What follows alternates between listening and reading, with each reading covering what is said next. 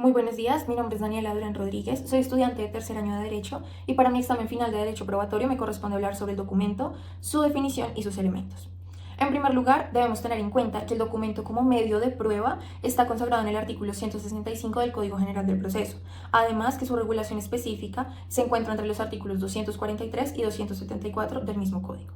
El artículo 243 nos trae una definición de lo que es el documento, como todo objeto mueble que busca representar o declarar algo. En este sentido, entonces, nos da algunos ejemplos, como lo son los mensajes de datos, los documentos impresos, los escritos a mano, videos, audios, imágenes y entre otros. Con esta simple redacción, el Código General del Proceso desmiente aquella afirmación o aquel pensamiento de que los documentos son sinónimo de algo escrito. Y en este sentido, en el libro de José Fernando Ramírez Gómez, La prueba documental, él cita a diferentes autores que hablan del documento como algo escrito. Siempre se tiene ese elemento de que debe ser escrito. Sin embargo, también hay autores como Carneluti que reconocen y hacen referencia a que no todo documento es escrito. Ahora bien, más adelante en la redacción del 243 se habla sobre que es posible que existan documentos en objetos inmuebles, como por ejemplo los edificios, los monumentos. Y en este punto sostengo una crítica, y es que no es una redacción acertada. ¿Por qué? Porque en un momento está reconociendo que son solamente objetos muebles, pero seguido a esto está reconociendo que es posible que existan en inmuebles. Es una redacción desafortunada y me parece que puede generar diferentes confusiones en la práctica. Ahora bien, respecto de los elementos del documento, tenemos que son tres. En primer lugar, los sujetos, en segundo lugar, el objeto y por último, el contenido. En cuanto a los sujetos, tenemos que está el autor y el destinatario.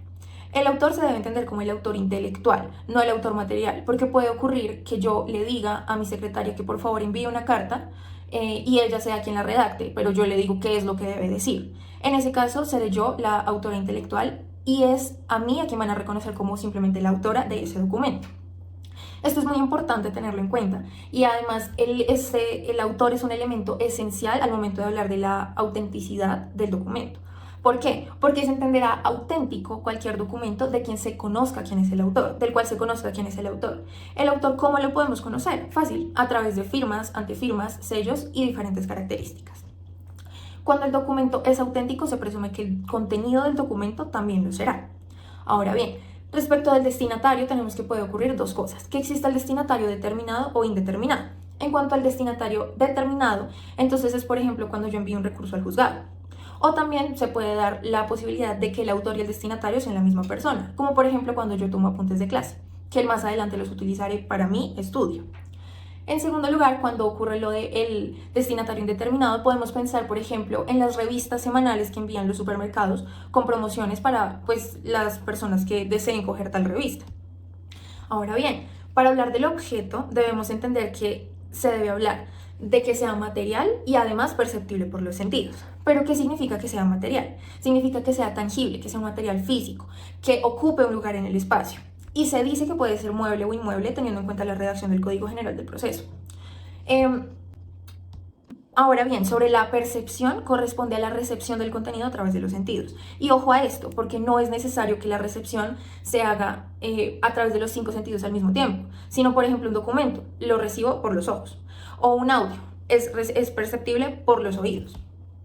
Ahora, por último, hablaré sobre el contenido, que según el Código General del Proceso se puede clasificar en 3 grupos: declarativo, representativo o mixto. Se habla de un contenido declarativo cuando lo que se busca realmente es manifestar el pensamiento de las personas. El ejemplo más clásico es el contrato. Cuando se habla de que es representativo son, por ejemplo, los símbolos que buscan dar un mensaje claro, como por ejemplo las señales de tránsito. Y por último, los documentos que son declarativos y representativos al mismo tiempo pueden ser como un video publicitario de algún producto donde se muestre el producto de forma representativa y de forma declarativa los testimonios de las personas que lo han probado. Así concluye el video.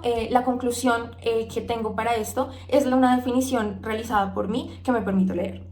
Se debe entender por documento en materia probatoria aquella manifestación del pensamiento humano que puede resultar relevante en el proceso y se materializa a través de medios físicos que propenden por la permanencia del contenido, buscando transmitir un mensaje y permitiendo su percepción a través de los sentidos. Muchas gracias.